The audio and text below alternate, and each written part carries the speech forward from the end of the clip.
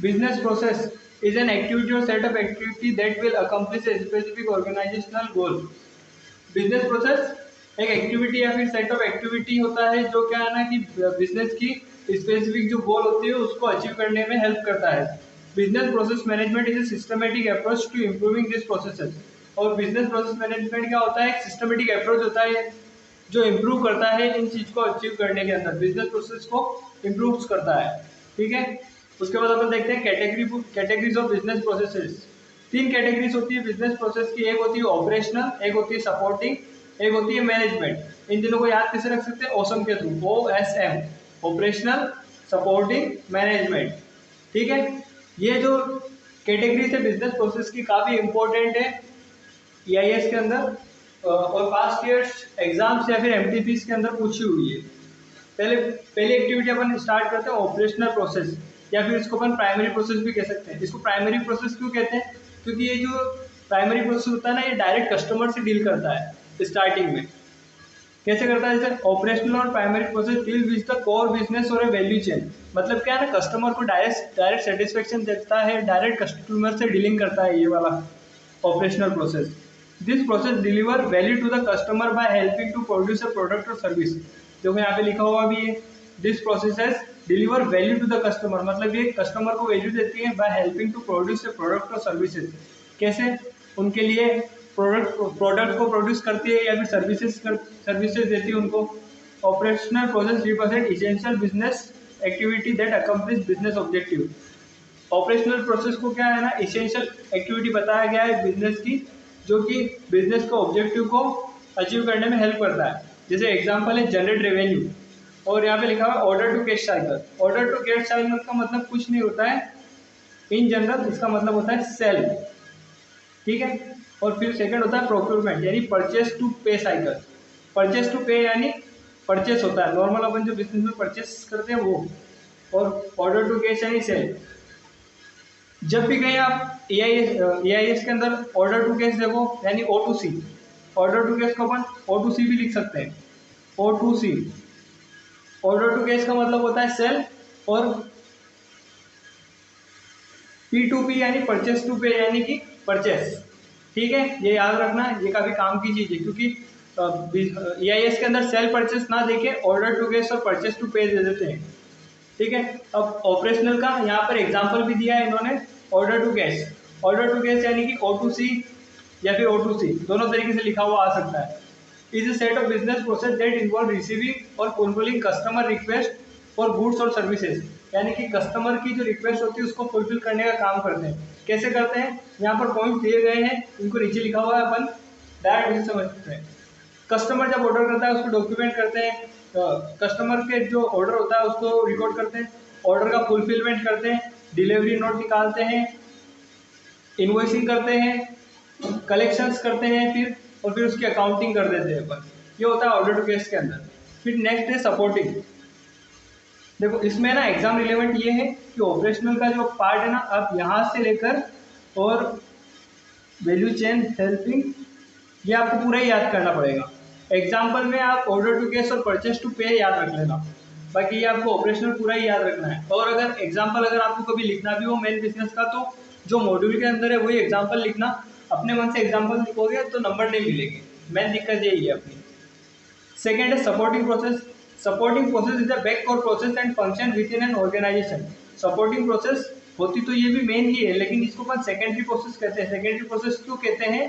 क्योंकि ये जो सर्विस प्रोवाइड करवाती है ना, डायरेक्ट कस्टमर से डीलिंग नहीं करती है, लेकिन है ना इसके बिना काम भी नहीं चलता है। जैसे कि सपोज कर लो कि मुकेश अंबानी को CA की ज़रूरत है, तो मुकेश अंबानी अब CA को ढूंढने तो नहीं निकलेंगे। वो क्या करेंगे? अपने HR डिपार्टमेंट को बोल देंगे कि मुझे CA की ज़रूरत है, आप CA रिक्रूट करो। तो HR डिपार्टमेंट रिक्रूटमेंट करेगा, उसके बाद CA उनके वहाँ जाके वर्क करेंगे। चाहे CA मैन डीलिंग कर रहे हैं, लेकिन जब तक अगर HR डिपार्टमेंट CA को रिक्रूट नहीं करता तो मैन डीलिंग ही नहीं हो पाती। तो यहाँ पर क्या है ना, सपोर्टिंग प्रोसेस यानी HR डिपार्टमेंट इसलिए क्योंकि यहाँ पे एग्जाम्पल इन्होंने HR डिपार्टमेंट दे दिया, तो अपन भी HR डिपार्टमेंट से ही समझ लेते हैं। सपोर्टिंग प्रोसेस है back core process and function with in an organization. Example a supporting और management process include accounting, human resource management and workplace safety. One key differential between operational and supporting is to support process do not provide value to customer directly. ठीक है, ये आपके लिए काफ़ी ज़्यादा important है। One key differentiator between operational and support process is that support process do not provide value to the customer directly. ठीक है, however it should be noted that hiring the right people for the right job has a direct impact on the efficiency of the enterprises। ये तो आपको भी पता है कि अगर राइट पर्सन राइट प्लेस पे राइट जॉब पे होगा तो बिजनेस की एफिशिएंसी हमेशा बढ़ेगी। अगर रॉन्ग पर्सन को राइट प्लेस पर लगाएंगे तो एफिशिएंसी डिक्रीज होगी बिजनेस की।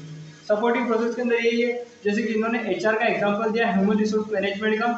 तो HR process area are grouped into logical functional areas and they are as follows, जैसे recruitment and staffing, goal setting, training and development, compensation and benefit, performance management, career development, leadership development, ये सारा HR का काम होता है। ठीक है, ये तो अपन ने पढ़ लिया कैटेगरीज ऑफ बिजनेस प्रोसेस के अंदर ऑपरेशनल, और सेकंड पढ़ लिया सपोर्टिंग। सर सपोर्टिंग में कहाँ से याद करना है, तो पहले तो आपको ये याद रखना है सपोर्टिंग प्रोसेस में क्या होता है। फिर सेकंड वन की डिफरेंस जरूर याद रखना है कि जो ऑपरेशनल वाले होते हैं वो है ना डायरेक्ट कस्टमर से डीलिंग करते हैं, डायरेक्ट कस्टमर को सेटिस्फेक्शन पहुंचाते हैं, लेकिन जो सपोर्टिंग होते हैं वो है ना डायरेक्ट कस्टमर से डीलिंग नहीं करते हैं। फिर है लास्ट है अपना मैनेजमेंट प्रोसेस। मैनेजमेंट प्रोसेस क्या होता है, management process is the measure, monitor and control. ये तीनों वर्ड काफ़ी ज़्यादा इंपॉर्टेंट है, इसको अपन एमएमसी से याद रख लेना। मेजर, मॉनिटर और कंट्रोल, मतलब मेजर करना है क्या काम सही से हो रहा है नहीं हो रहा है, मॉनिटर करना है यानी चेक करना, कंट्रोल लगाना है यानी कि अगर डेविएशन होता है तो अपन कंट्रोल कैसे लगाएं उसमें। Activity related to business procedure and system. Example of management process include internal communication. Internal communication में जब अपन 12th क्लास में बिजनेस स्टडीज पढ़ रहे थे तब अपन ने देखे थे कि कम्युनिकेशन कैसा होता है, डायरेक्ट वगैरह, गॉसिप्स वगैरह, मतलब कुछ चैनल बने होते हैं कि बिजनेस में अगर कम्युनिकेशन होना है तो एक पर्टिकुलर अथॉरिटी के थ्रू होना है कि टॉप मैनेजमेंट अगर मिडिल या फिर लोअर वाले मैनेजमेंट से बात करना चाहता है तो वो अपनी है ना एक चेन के थ्रू आता है। डायरेक्टली टॉप मैनेजमेंट नीचे वाले मैनेजमेंट से बात नहीं करता है, नीचे वाले लेवल से बात नहीं करता है, वो है ना किसी एक प्रोसेस के थ्रू ही आता है। वहाँ पे जैसे इंटरनल कम्युनिकेशन कैसा है, गवर्नेंस कैसा है, स्ट्रेटेजिक प्लानिंग कैसी है, बजटिंग कैसी, इंफ्रास्ट्रक्चर और capacity of management. Like supporting process, management process do not provide value directly to the customer. यहाँ पर भी ये चीज़ मेन है कि सपोर्टिंग प्रोसेस और मैनेजमेंट प्रोसेस दोनों जो है ना वो वैल्यू कस्टमर को डायरेक्टली वैल्यू प्रोवाइड नहीं करते हैं। However it is direct impact on the efficiency of the enterprises. मैनेजमेंट और सपोर्टिंग दोनों का ही है ना एफिशिएंसी रहता है इंटरप्राइजेस पर कि ये है ना उसको इंक्रीज करते हैं। इसका एग्जांपल यहाँ पर बजटिंग का दिया हुआ है। मैनेजमेंट बजटिंग बनाता है, कैसे मैनेजमेंट विजन तैयार करता है, स्ट्रेटेजिक प्लान बनाता है, बिजनेस गोल डिसाइड करता है, रेवेन्यू का प्रोजेक्शन करता है, कॉस्ट का प्रोजेक्शन करता है, प्रॉफिट का प्रोजेक्शन करता है, बोर्ड से अप्रूवल लेता है। ये मैंडेटरी होती है बोर्ड से अप्रूवल लेना, क्योंकि बिना बोर्ड के अप्रूवल के अपन कुछ भी काम नहीं कर सकते हैं। और फिर बजट का रिव्यू करता है और उसके हिसाब से वर्क करता है। ठीक है, मैनेजमेंट के अंदर आप यहाँ से लेकर यहाँ तक अच्छे से याद रखना। उसके बाद ये याद रखना कि सपोर्टिंग के जैसे यहाँ पर ये सपोर्टिंग के जैसे ऑपरेशनल के जैसे सपोर्टिंग और मैनेजमेंट डायरेक्ट कस्टमर से डीलिंग नहीं करते हैं, वैल्यू नहीं देते कस्टमर्स को। ये है ना पीछे रहकर कस्टमर को वैल्यू देते हैं, कैसे, जिससे कि ऑर्गेनाइजेशन की एफिशिएंसी बढ़े और वो है ना कस्टमर को अच्छे से चीज़ें प्रोवाइड करवा सके। और तो इसमें कुछ नहीं है इन टॉपिक्स के अंदर, ये आपको अच्छे से पढ़ के जाने हैं। और रिटर्न जितना मैं अंडरलाइन कर रहा हूँ, जो आपको मैं बता रहा हूँ कि ये आपको याद करना है, तो ऑब्वियसली मैं ये सोच रहा हूँ कि आप है ना इसको अपनी कॉपी में एक लिख रहे होंगे। अगर आप इसको कॉपी में नहीं लिखते हैं तो फिर आपको क्या है ना याद करने में काफ़ी दिक्कत आएगी। अगर अपने हाथों से एक बार लिख लिया तो आपको है ना जल्दी समझ में आएगा और याद भी हो जाएगा। रिटर्न प्रैक्टिस काफ़ी ज़्यादा इंपॉर्टेंट होती है किसी भी चीज़ की।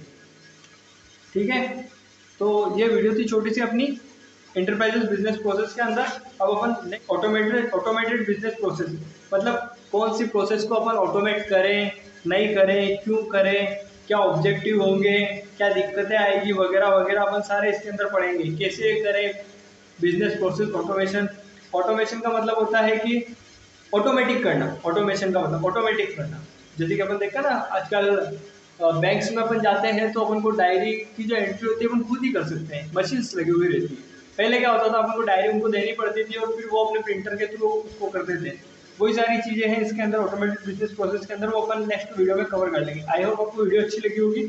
ठीक है, लाइक कर देना और अच्छे से अपना पढ़ना और अच्छे मार्क्स आएंगे आपको ओबियसली। Thank you.